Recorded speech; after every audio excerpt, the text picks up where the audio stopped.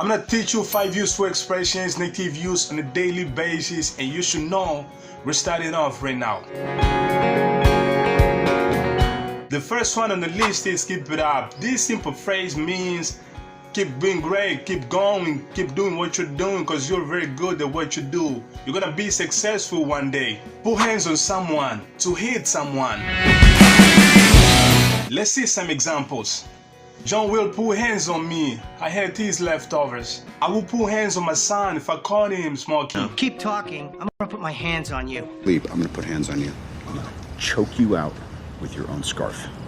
You look great.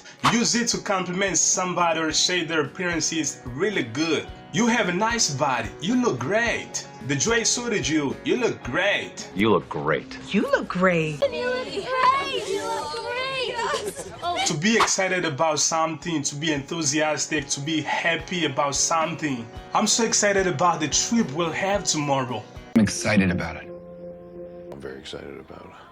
Let's get it on. This is used as a slang most of the time. It means let's get started. Let's start doing that thing that we want to do in a more enthusiastic way.